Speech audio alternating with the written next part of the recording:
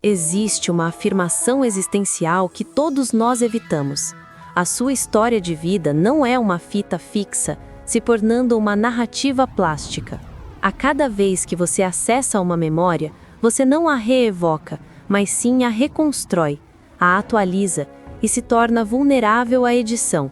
O passado não é imutável, ele se torna uma construção maleável, subserviente às demandas urgentes do presente. Esta é a arquitetura sombria da reconsolidação da memória, o processo biológico que se rearmazena suas lembranças com um novo viés. Neurocientistas o chamam de efeito de desinformação, ou, no espectro clínico, de confabulação, a fabricação inconsciente de fatos. Nosso cérebro se força a preencher lacunas, a criar pontes lógicas onde só existem vazios, protegendo a coerência interna. É a mente a exercer a força de um revisor implacável, reescrevendo o código-fonte da sua identidade para proteger o seu ego. O fenômeno se transcende a meros lapsos, ele é a base estrutural da maneira como se suporta a inconsistência e a dissonância cognitiva. A memória não busca a verdade objetiva, ela busca a validação de quem se acredita ser hoje, no seu papel atual. A psicologia investigativa nos cerca com esta questão.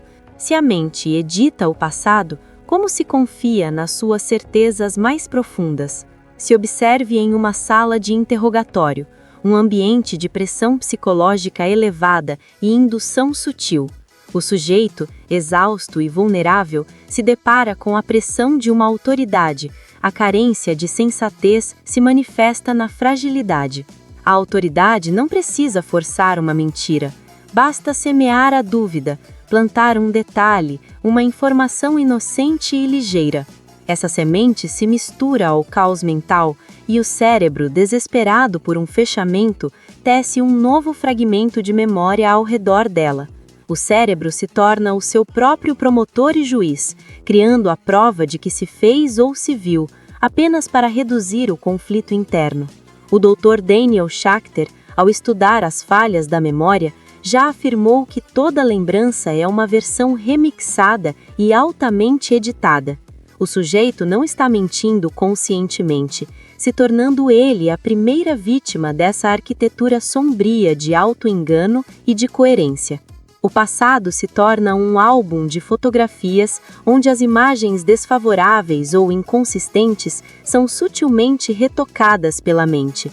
Um viés de confirmação se acessa e se retroalimenta.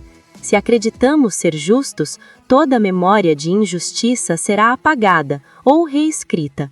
Se a ação do passado ameaça o eu do presente, o evento se move para uma zona cinzenta, se distanciando da responsabilidade pessoal. Um estudo clássico de Loftus já demonstrou como uma simples pergunta com a palavra certa pode implantar uma nova lembrança. O pesquisador perguntava aos sujeitos a que velocidade o carro se quebrou, versus a que velocidade o carro se bateu na colisão. A diferença sutil na linguagem forçava uma nova percepção da velocidade e do impacto, se alterando a narrativa do evento em questão. O evento factual se desvanece e a sugestão externa se processa como um dado interno, reconsolidando-se a memória do trauma na mente. A arquitetura do cérebro não se importou com a verdade original, se importou com a instrução que veio da autoridade do questionador. O passado se altera sobre o peso de uma necessidade atual de ser inocente, de ser herói ou de ser consistente na sua história. O indivíduo se sente compelido a justificar uma decisão atual e, para isso, o passado se curva a serviço desse argumento. Pense em um corredor costeiro, onde as evidências se movem com a maré. É neste cenário de vulnerabilidade que se opera a mente. Este mecanismo não é um defeito, é uma função de sobrevivência, um algoritmo cerebral para a manutenção da estabilidade psíquica. A mente humana, ao criar ficções, exige que você se torne um revisor rigoroso de suas próprias certezas. A única forma de transcender essa arquitetura sombria é através de uma vigilância intelectual ativa e constante. Se este nível de profundidade e rigor científico te move, se inscreva no canal para manter a sua auditoria. Nos resta entender que a diferença entre o que se fez e o porquê está na arquitetura sombria do intérprete. Veja os comentários e deixe o seu de forma respeitosa para que possamos melhorar cada vez mais o nosso conteúdo. Se prepare agora porque a luz âmbar da investigação se acessa e a neurociência cognitiva se debruça sobre a reconstrução de lembranças. O que acontece dentro do seu crânio quando essa edição do passado está em pleno andamento e se forçando a sua narrativa interna? A sua percepção de quem se torna a força coercitiva que dita a verdade sobre o que já se foi e o que já se fez na vida. Em um vale estratégico de memória, o cérebro se move como um vetor de força contemporâneo, eliminando as fraquezas da sua história. O inconsciente se torna o editor-chefe que opera por baixo da sua consciência, alterando o roteiro para um final mais conveniente. O quebra-cabeça da memória se remonta constantemente, e as peças que não se encaixam na narrativa atual são discretamente descartadas. O cérebro se torna um historiador tendencioso, priorizando a coerência sobre a precisão em todo e qualquer momento que se viveu. A turbulência mental se acalma quando a mente encontra um ponto de estrangulamento na cronologia, eliminando o que é contraditório. Essa necessidade de manter a consistência se torna o motor para a mais insidiosa das falsificações, a falsificação do próprio caráter. Um portador de moléstia cognitiva com a saúde fragilizada pode criar histórias de riqueza e sucesso para compensar uma realidade difícil. Ele não mente, ele confabula. O cérebro se torna a ser a vítima da sua própria arquitetura mental, a se proteger da adversidade extrema. Nos resta entender que o grau dessa edição mental é o que diferencia o auto-engano cotidiano de um quadro clínico complexo na psicologia. A fronteira é tênue e se move de acordo com a força que a sua identidade precisa exercer para permanecer coesa e sem instabilidade psíquica. E agora se prepare para a explicação neurobiológica dessa maquinaria, que se reescreve a sua história sem que você se perceba o processo. A plasticidade sináptica se torna a chave para entender como o passado se dobra ao seu presente, em um processo de maleabilidade estrutural. Quando se acessa uma memória, ela se torna lábil, ela se desestabiliza temporariamente e se abre para a edição e para a influência externa. O glutamato, um neurotransmissor, e o hipocampo, a área de consolidação, se tornam os arquitetos dessa reconstrução diária e implacável. É nesse breve momento de reconsolidação que a força coercitiva do presente se manifesta, incorporando um novo viés cognitivo na lembrança. O cérebro não se esforça para separar o dado original da nova informação.